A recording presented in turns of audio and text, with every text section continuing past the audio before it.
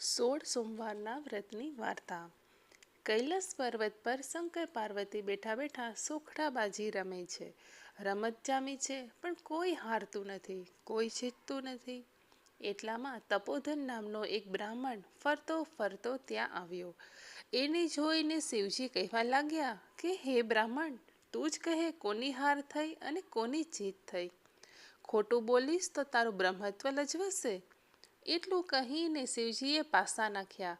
ત્યારે શિવજીના કોપથી અતિશય ડરી ગયેલો બ્રાહ્મણ બોલ્યો કે શિવજી જીત્યા અને પાર્વતીજી હાર્યા. બીજી વાર પાર્વતીએ પાસા નાખ્યા. ત્યારે પણ બ્રાહ્મણ એમ જ બોલ્યો. હવે શિવજીનો વારો આવ્યો. શિવજીએ પાસા નાખ્યા. ત્યારે પણ બ્રાહ્મણ બોલ્યો કે શિવ જીત્યા, પાર્વતીજી હાર્યા. ત્રણ વાર બ્રાહ્મણને ખોટું બોલતો જોઈ પાર્વતીજીના તો ક્રોધનો પાર ના રહ્યો. એને બ્રાહ્મણને શ્રાપ આપ્યો કે જા, તારા અંગે અંગે રક્ત પીત્યો કોઢ ફૂટી નીકળશે. શ્રાપ આપતા જ બ્રાહ્મણના શરીરે કોઢ નીકળવા લાગ્યો, પરુ વહેવા લાગ્યું. બ્રાહ્મણ તો પોતાના ભાગ્ય પર આંસુ સારતો કૈલાસ પરથી નીચે ઉતર્યો. રસ્તામાં એક ગાય મળી. ગાયને વાચા ફૂટતા પૂછ્યું કે હે બ્રહ્મદેવ, ક્યાં જાઓ છો? બ્રાહ્મણ બોલ્યો કે પાર્વતીજીએ મને શ્રાપ આપ્યો છે, એના નિવારણ માટે જાઉં છું. ત્યારે ગાય બોલી કે હે ભૂદેવ, મારી પીડા પણ સાંભળતા જાઓ. દૂધથી મારા આંચર ફાટું ફાટું થાય છે, પણ કોઈ મારું દૂધ મોઢે લગાડતું નથી. વાછરડા લવારા ધાવતા નથી. અરે રે, મારા એવા તે કયા પાપ હશે? તમે મારા દુઃખનું નિવારણ પૂછતા આવો છો. ત્યાંથી આગળ જતા એક પંચ કલ્યાણી ઘોડો સામે મળ્યો.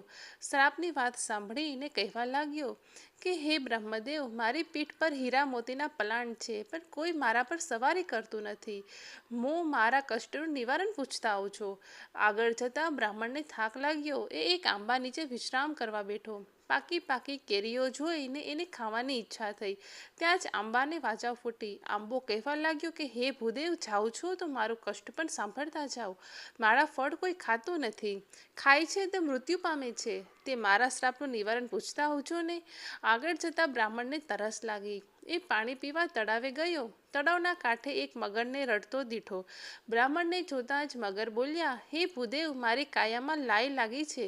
અંગે અંગ કાળી બળતરા થાય છે. નથી પાણીમાં રહેવાતું, નથી કાંઠે રહેવાતું. કૃપા કરીને મારા કષ્ટનું નિવારણ પૂછતા આવજો.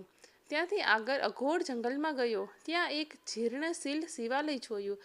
બ્રાહ્મણને ત્યાં તપ કરવાનો નિર્ધાર કર્યો. જમણા પગના અંગૂઠા ઉપર ઊભા રહીને એને 4 મહિના સુધી તપ કર્યું. અન્ન, જળ અને ફળ ફૂલનો પણ ત્યાગ કર્યો. ત્યારે શિવજી પ્રગટ થયા. વરદાન માગવા કહ્યું. ત્યારે બ્રાહ્મણ રડતા રડતા બોલ્યો કે મારો કોઢ મટાડે. ત્યારે શિવજી બોલ્યા કે સર્વે વ્રતોમાં ઉત્તમ એવું મારું 16 સોમવારનું વ્રત તું કર. એના પ્રભાવે તારા સર્વ દુઃખ ટળશે. બ્રાહ્મણ બોલ્યો કે કૃપા કરીને મને એ વ્રતની વિધિ જણાવો.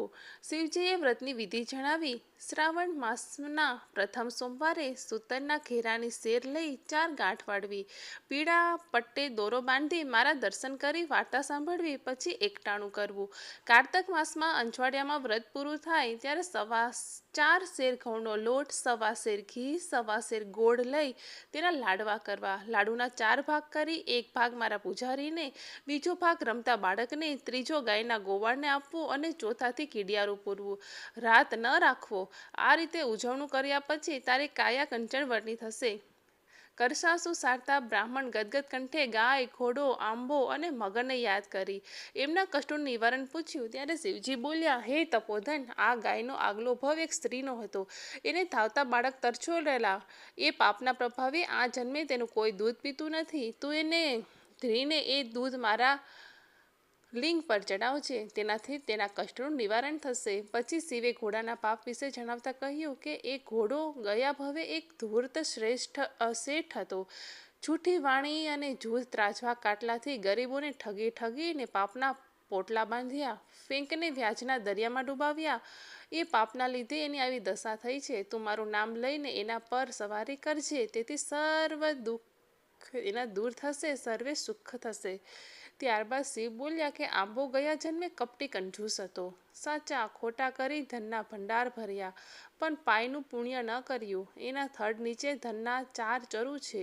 એ ચરુ તું કાઢીને પુણ્યના કાર્યો કરજે. એ પુણ્યના લીધે આંબાની કેરી અમૃત જેવી થશે. છેલ્લે ભગવાન શિવ મગરના દુઃખનું નિવારણ જણાવતા બોલ્યા કે એ મગર ગયા જન્મે મધ્ય જ્ઞાની બ્રાહ્મણ હતો. 4 વેદ અને સકળ શાસ્ત્રનો જ્ઞાતા થયો, પણ કોઈને જ્ઞાન ન આપ્યું. આવક જવાના ભયે જ્ઞાનનો સંગ્રહ સ્વાર્થ માટે કર્યો. એ જ્ઞાન આ જન્મે એને રૂવે રૂવે કાળી બળતરા કરે છે. તું એની આંખે બીલીપત્ર અડાડી પ્રસાદ આપજે, એટલે એની બળતરા દૂર થશે. ભગવાન શિવને દંડવત પ્રણામ કરી બ્રાહ્મણ પાછો ફર્યો. પ્રથમ મગરના કષ્ટનું નિવારણ કર્યું. મગરે એને જ્ઞાન આપ્યું. જ્ઞાન આપવાથી મગરની મુક્તિ થઈ. પછી આંબા પાસે જઈને બ્રાહ્મણે ધનના 4 ચરુ કાઢ્યા. તરસ્યાને પાણી અને ભૂખ્યાને અન્ન દેવાનો સંકલ્પ કરતા જ આંબાના ફળ અમૃત સમાન થયા. આગળ જતા ઘોડો મળ્યો. મહાદેવનું નામ લઈ બ્રાહ્મણે સવારી કરી તો ઘોડાનું કષ્ટ દૂર થયું. પછી ગાય મળી. બ્રાહ્મણે એનું દૂધ દોઈને શિવલિંગ પર અભિષેક કર્યો તો તરત જ વાછરડા ગાયને ધાવવા લાગ્યા. બ્રાહ્મણ હરખાતો ઘેર આવ્યો. પવિત્ર શ્રાવણ માસે આવતા વ્રત કર્યું. કાર્તિક માસે ઉજવણું કર્યું તો એની કાયા કંચનવર્ણી થઈ ગઈ. જ્ઞાનના તેજથી એનું મુખ ઝગારા મારવા લાગ્યું.